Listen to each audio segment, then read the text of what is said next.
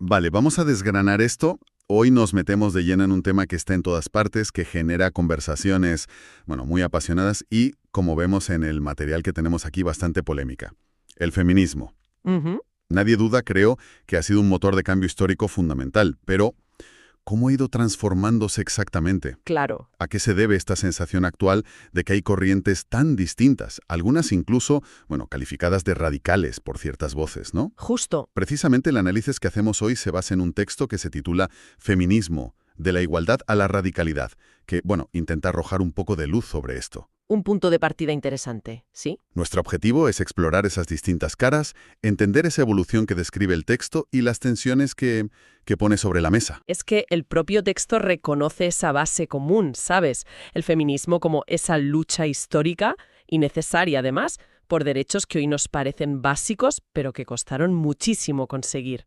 Claro, como el voto, la educación. Exacto. Hablamos del voto femenino, el acceso igualitario a la educación, la igualdad salarial, de oportunidades. Es como el fundamento que el propio material reconoce como, bueno, indiscutible. Exacto, esa es la imagen quizá más extendida, la lucha por la igualdad fundamental. Pero el texto rápidamente nos lleva a una evolución, ¿no? A la emergencia de lo que llama una corriente más radical. ¿Cómo la caracteriza? Pues aquí es donde el análisis del texto yo creo se pone interesante. Describe esta corriente, a veces la llama feminismo extremo en el propio documento. Como aquella que identifica al patriarcado no solo como un problema, que también, sino como la raíz estructural de, bueno, prácticamente todas las desigualdades y problemas sociales. O sea, una visión muy centrada en eso. Muy focalizada, sí, y muy contundente en su diagnóstico, tal como la presenta el texto. Entiendo. Sitúa el origen del problema de una forma muy concreta. Y según el material, ¿qué implicaciones tiene esta visión en cuanto a las soluciones o a quién debe participar en el cambio? A ver, el texto menciona que dentro de esta perspectiva, algunas voces llegan a cuestionar el rol de los hombres en la solución. Ah, mira. Sí. La lógica que describe la fuente es que si se considera la estructura patriarcal y, por extensión, a quienes la sostienen, principalmente hombres según esta visión, Claro. entonces su participación en el movimiento de cambio se vuelve, digamos, problemática para algunas de estas corrientes. Es una de las ideas más controvertidas que recoge el documento, la verdad. Ya me imagino. Y como es lógico, esa postura genera debate. El texto expone críticas directas a este enfoque, ¿verdad? Sí, sí. Y son críticas que apuntan principalmente a las consecuencias prácticas. El argumento que recoge el texto es que este tipo de planteamientos, aunque puedan tener una base teórica o histórica, para quienes los defienden, claro, Ajá. corren el riesgo de generar más división que unidad. Más separación. Eso es. La contrapropuesta que menciona la fuente es la idea de que la igualdad real, que es el objetivo final compartido, se alcanza de manera más efectiva a través de la colaboración y el entendimiento mutuo entre géneros. Parece un debate clásico sobre estrategias, ¿no? O sea, confrontación o colaboración. ¿Quiénes son los sujetos legítimos del cambio? El texto lo sitúa como una tensión central en el feminismo de hoy. Precisamente. Y subraya que esta tensión no es uniforme en todo el mundo. El contexto importa, y mucho. Es verdad, el documento dedica una parte a analizar cómo la intensidad y las prioridades del feminismo varían geográficamente. ¿Qué ejemplos destaca? Pues traza un contraste bastante interesante. Por un lado, menciona los países nórdicos, Suecia, Islandia, Noruega. Ujú. Allí, el texto indica que los movimientos feministas son muy activos, están muy consolidados, pero su enfoque tiende a centrarse más en políticas públicas concretas. Tipo. Pues igualdad laboral, permisos parentales compartidos, lucha contra la brecha salarial, la conciliación, cuestiones muy pragmáticas, digamos, dentro del sistema que ya existe. Vale. Y en contraposición, ¿dónde sitúa el texto ese tono que describe como mucho más combativo? Señala específicamente a países como España, Argentina o México. El análisis que ofrece la fuente es que en estos lugares la expresión del feminismo a menudo adopta formas más visibles de protesta. Más de calle, quizás. Sí, y de confrontación directa con las estructuras sociales y políticas. ¿Da ejemplos concretos de esa combatividad? Sí, da varios.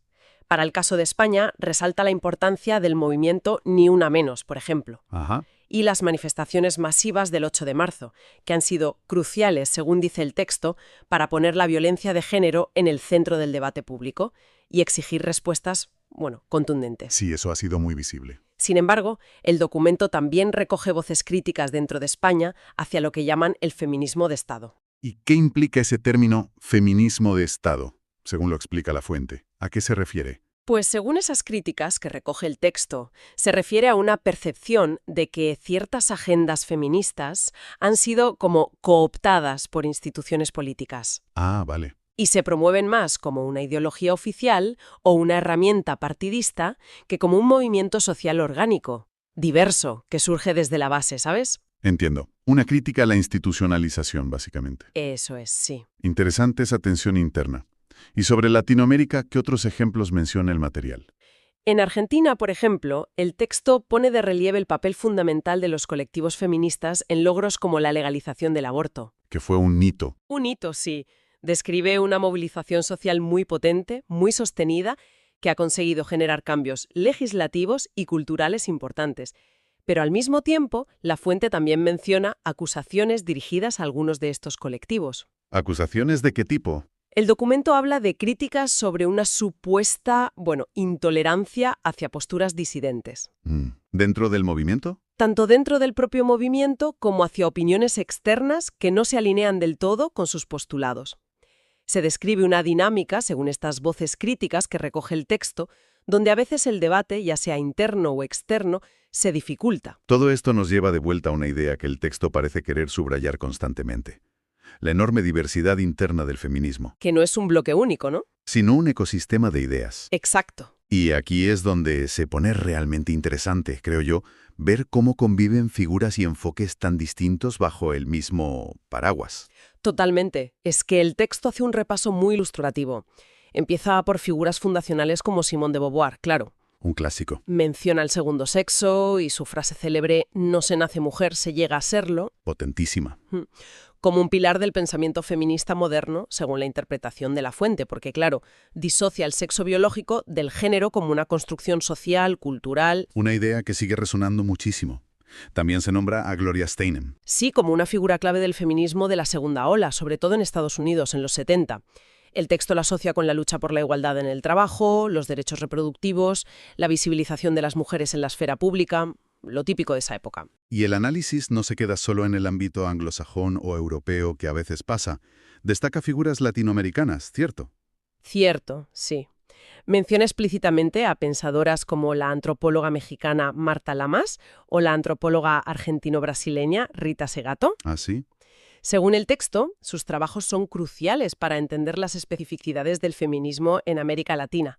Abordan temas como la violencia estructural, la relación con movimientos indígenas, críticas al eurocentrismo de algunas corrientes. O sea, aportan una perspectiva muy situada, ¿no? Como indica la fuente. Muy situada, exacto. Lo cual refuerza esa idea de diversidad. Pero el texto no solo mira al pasado o a figuras consagradas, también aborda voces más contemporáneas con enfoques distintos. Efectivamente, presenta ejemplos como el de la actriz Emma Watson y su implicación en la campaña He for She de la ONU. Ah, sí, me suena. El texto destaca esta iniciativa porque buscaba explícitamente involucrar a los hombres como aliados en la lucha por la igualdad de género. Un enfoque inclusivo. Sí, que contrasta bastante con las posturas más exclusivistas que mencionábamos antes. Y en el otro extremo del espectro, por así decirlo, el texto menciona a figuras como Camille Paglia. Sí, la presenta como una figura compleja. Ella se autoidentifica como feminista, pero es muy conocida por sus críticas durísimas a lo que llama el feminismo victimista. Vale. ¿Y eso qué es, según Paglia? ¿O según el texto? Según la explicación que da el texto sobre Paglia, esta corriente enfatizaría demasiado la opresión y la fragilidad femenina. Y esto, en opinión de Paglia, tal como la recoge la fuente, acabaría debilitando a las propias mujeres en lugar de empoderarlas. Una voz muy disidente dentro del propio campo feminista, entonces. Mucho, sí. Toda esta galería de figuras y posturas, desde Beauvoir hasta Paglia, pasando por Steinem, Lamas, Segato, Watson, ¿a qué conclusión lleva al autor del texto? ¿Qué saca en claro? Pues la conclusión principal que extrae la fuente es precisamente esa, que el feminismo no puede entenderse como una ideología única y coherente. No es monolítico. Para nada. Es más bien como un campo de debate amplio, diverso y a menudo lleno de contradicciones internas. Un conjunto de ideas en diálogo y a veces, pues eso, en conflicto. Y esto plantea una pregunta fundamental que el propio texto deja un poco en el aire. Exacto. Si el feminismo es tan diverso y contiene posturas incluso opuestas, ¿qué define entonces al movimiento hoy en día? ¿Dónde están sus límites? Claro. ¿Quién tiene la autoridad para decir qué es o no es verdadero feminismo? El documento no pretende dar una respuesta definitiva, pero sí pone de manifiesto esta complejidad inherente. Y cómo dificulta a veces el diálogo y la acción conjunta, supongo. Exacto. Esta complejidad se hace especialmente visible en el debate actual sobre esa corriente más radical o extrema que introdujimos al principio. El texto indica que las opiniones están muy polarizadas. Muy polarizadas, sí. Por un lado, la fuente expone los argumentos de quienes defienden la necesidad de posturas más radicales. ¿Y cuáles son esos argumentos? Su razonamiento, tal como lo presenta el texto, se basa en la historia. Los grandes avances, como el sufragio femenino o la igualdad legal formal, no se consiguieron, argumentan, con moderación o pidiendo permiso. Claro, no fueron fáciles. ¿Qué va? Se consiguieron mediante la presión social, la confrontación directa y acciones que en su momento fueron consideradas totalmente radicales. Sin esa chispa transgresora, sostienen, muchos derechos no se habrían alcanzado o habrían tardado mucho más. Es el argumento de que la radicalidad es a veces necesaria como motor de cambio profundo. Pero, ¿cuáles son los argumentos en contra que recoge el texto? En la otra cara de la moneda, la fuente presenta las críticas de quienes consideran que ciertas corrientes feministas actuales han, sobrepasado una línea.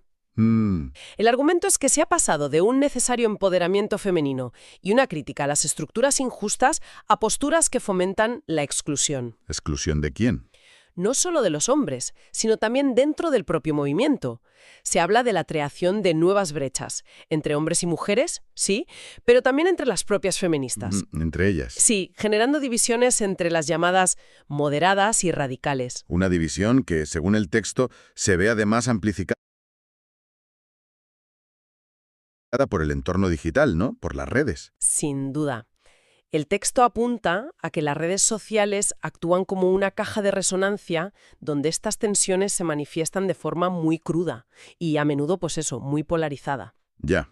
Por un lado, ves defensas muy apasionadas de la necesidad de deconstruir el patriarcado sin concesiones, usando un lenguaje a veces muy confrontacional. Sí, se ve mucho. Y por otro lado, surgen también muchas voces, tanto de hombres como de mujeres, pidiendo un retorno a un feminismo que, según ellas, se centre más en la búsqueda de la igualdad real a través de la cooperación, el diálogo constructivo, el respeto mutuo.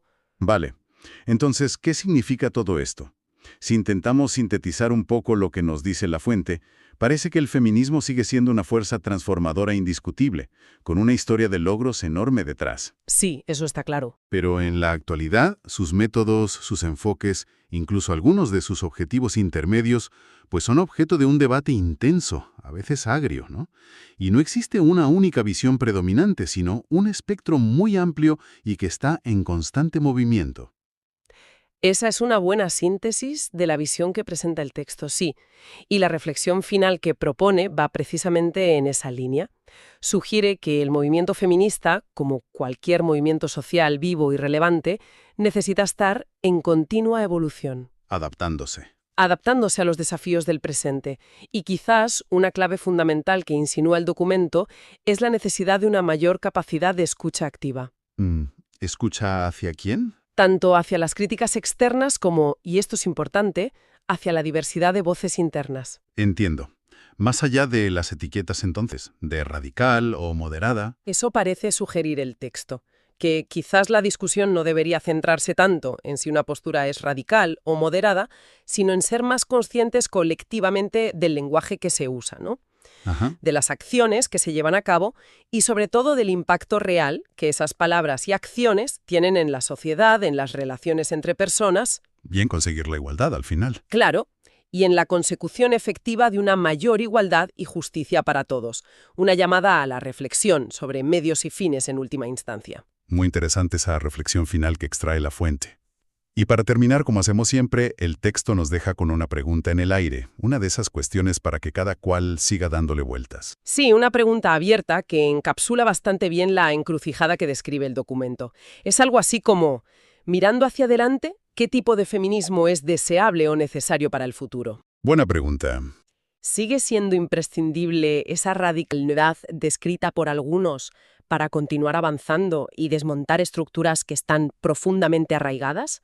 O, por el contrario, se corre el riesgo de ir demasiado lejos, de alienar a posibles aliados y generar nuevas fracturas sociales que dificulten el progreso. Una pregunta sin respuesta fácil, desde luego, que sin duda refleja las complejidades y tensiones del feminismo actual, tal como las ha presentado nuestro material de hoy. Exacto, una cuestión que invita a seguir pensando y debatiendo sobre el camino a seguir.